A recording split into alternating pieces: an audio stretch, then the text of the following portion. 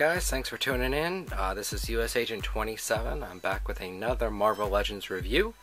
This time on the Series 3 Thor. This is an older figure, an older Marvel Legend. I just got it today and I figured I'd go ahead and throw up a little review for you guys. If you guys haven't checked this out yet, make sure you guys are going to www.mucollectorclub.com. The link will be in the show notes, as well as it was in the credits that you just saw with the new intro. Hope you guys are digging the new intro. Again, big shout out to Evil Animation for totally hooking that up and pointing me in the right direction with the software that I needed to go and make it look a little bit better. So I really hope you guys are digging that. Alright, so today we're going to take a look at Thor. He did come out in Series 3, and Series 3 also had in it the Danny Ketch Ghost Rider, and I believe Magneto, and there was a couple other characters. So Thor was one of the big heavy hitters of that wave.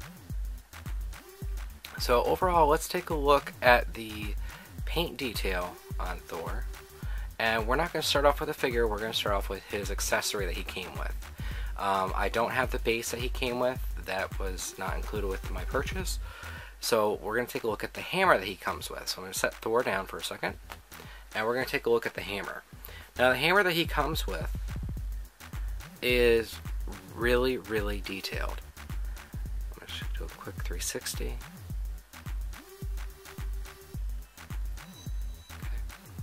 So the hammer has a light gray paint detail on it.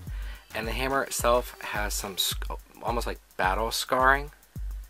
So you could tell this hammer has been around. It's been through a couple of battles through Asgard and Midgard. The handle does not really have any paint detail. It's just a brown plastic. It does resemble leather, and that does work.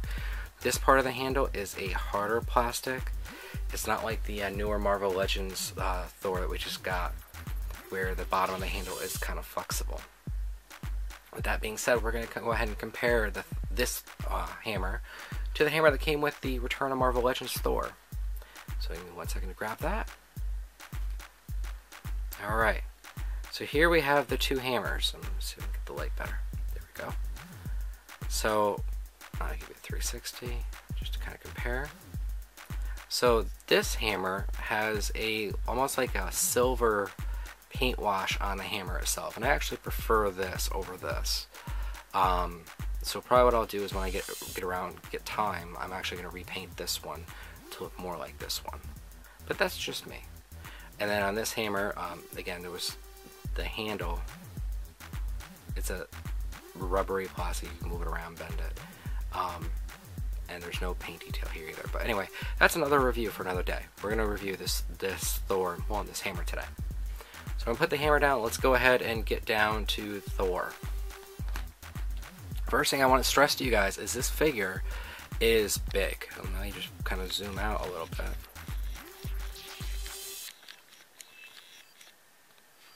You know, he is a bigger figure. Let me see if I can zoom out just a little bit more.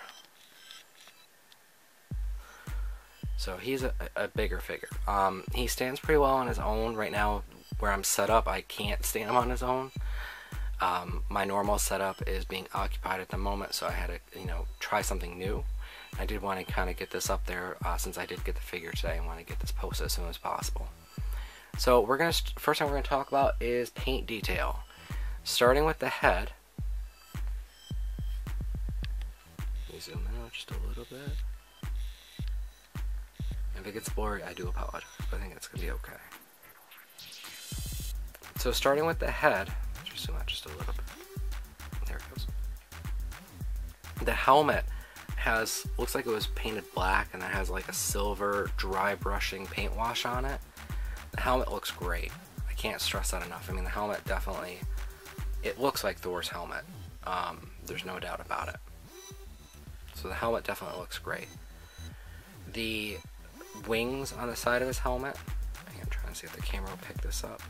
They almost have like an iridescent paint in it, and it's kind of like white with the iridescent paint mixed in. They look great too. Let's talk about the face sculpt. The face sculpt on this Thor is awesome. As I get it out of focus so you guys can't see it. looks like that's as good as we're gonna get.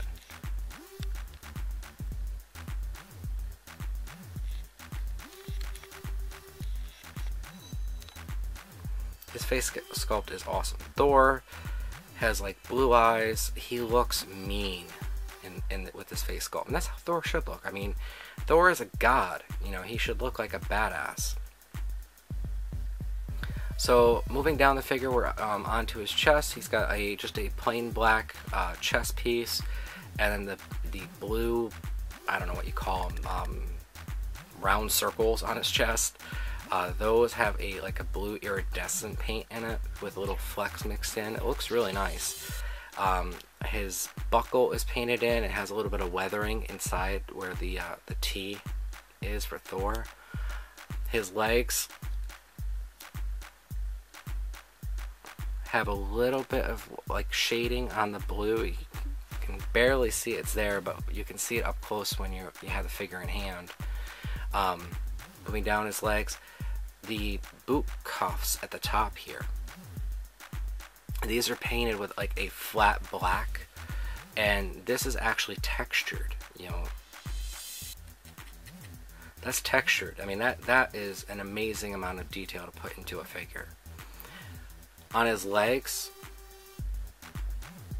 I mean, look at the detail on his wrappings. I mean, it looks great. It's like a black with like a dirty yellowish greenish tint mixed in.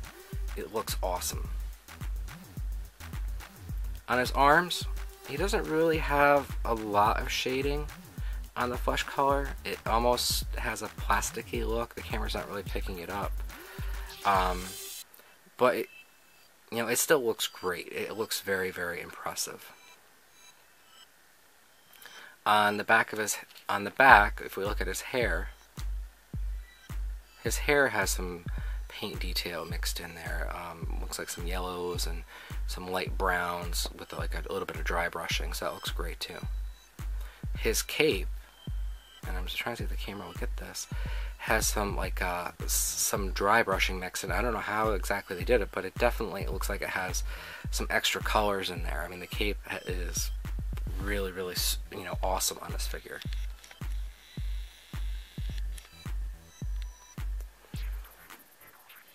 So I mean, this figure is, as far as the paint detail goes, I mean, he is amazing. I'm totally thrilled with the paint job on this figure. Now let's talk about articulation. This is where, you know, the figure, it's an older figure, so it is going to lose a couple points for articulation, unfortunately. First thing we're going to talk about is the articulation on the head. Now, your normal Marvel Legend, at least ones we have nowadays, you can move the head back and forward, left and right. This one, you can't move it back. That's because the way the head is situated, it's actually on a little peg inside the body that's holding it. And if you try to push this back, you're going to end up breaking the head off. This head just goes from left to right and a little bit down, and that's about it. That's the only movement you're going to get with the head. And honestly, I'm fine with that, because the way I'm going to display Thor is either probably going to be in a flying pose or, you know, turning and talking to somebody.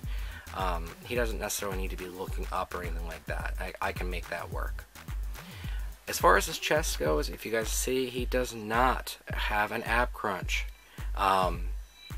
Again, it's one of those little things. It would have been nice if we had gotten it, but this was one of the older molds, so it didn't have the ab crunch. So I'm okay with that. Thor still looks really, really great. He does, however, have a waist swivel. So he turns left, he turns right, and back. So you can get him in some pretty good poses by just moving his waist up a little bit. And you can, you know, like that. You can get him in some decent poses. Alright. His arms, starting at the top, he's got a, I don't know what you call it, a ball joint up here. So it goes up, back, and it goes out. And it goes out pretty well. I mean, that's great. He has a bicep swivel that works really well. Single jointed elbows. Single jointed elbows. Now, some people might complain about that, but with Thor, because he's a bulkier character, he's not going to have double jointed elbows. I mean, you have to have this big giant biceps there, you know, to show off his guns. Okay, how you doing? So, you know, that's I'm fine with the single joint there. He has a wrist swivel. And for his hands, he has finger articulation. Now see how his hands are shaped like that? You can do this. So I don't know if he's talking to the Enchantress or he's talking to Loki. You guys figure that one out in the comments. Okay. Moving on to the other arm. Other arm articulation is the same. The hand is a little different. This hand does like a clamping action.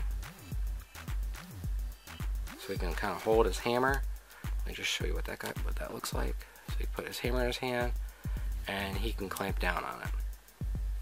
And as you can see, he holds his hammer pretty well until it falls out. That's okay. That's why they make Quake Hold, and that's why they make like sticky tack or wax. Okay. Moving down the figure, let's talk. We already went over his waist articulation. Let's talk about his leg joints. Now he's got the older leg joints, so they go out about that far, and they go forward, and they go back about that far. It's hindered because of this piece right here. It can't go any further back than that. Okay. He does have a thigh cut right there that moves pretty easily, so you can, you know, kind of maneuver him and get him into a pretty decent pose fairly easily. All right, he has a double jointed knee, so let's bend that. Kind of goes like that. And when it bends, you are going to see a little bit of the blue there, and that's fine. Some people might nitpick about that. If that really bothered me, I would just take a little bit of maybe yellow paint and just paint that real quick. I know from customizing figures, a lot of times joint rub is a huge pain in the ass, so that doesn't bother me one bit. Alright. There's no like calf swivel up here. That would have been nice to have. He does have a pretty good foot movement. Sorry guys, let me just get him in the right position here. Alright, so his foot can go all the way back. It can go all the way forward. And he has a toe joint that works pretty well. And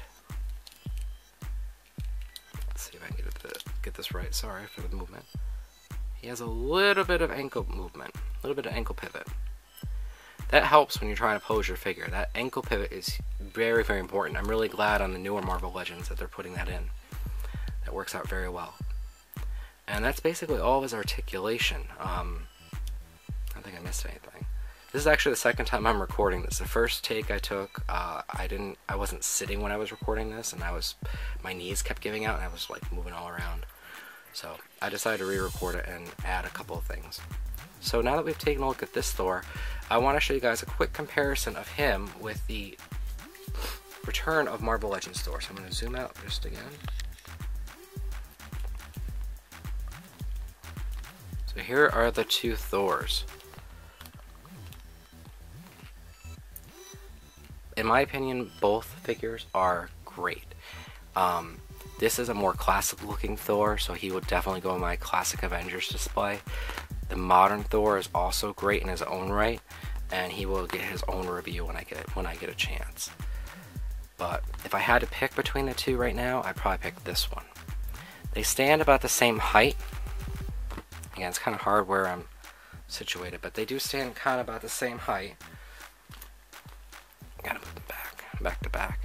This Thor does seem to have broader shoulders. You can kind of see that from the video. And this Thor is lighter, but this Thor is like, I don't know, bulkier is the right word. But I mean, I think he's got a little bit more bulk to him. More muscle tone, if you will, I guess. But like I said, I like this Thor. So let's see him with comparison with a villain.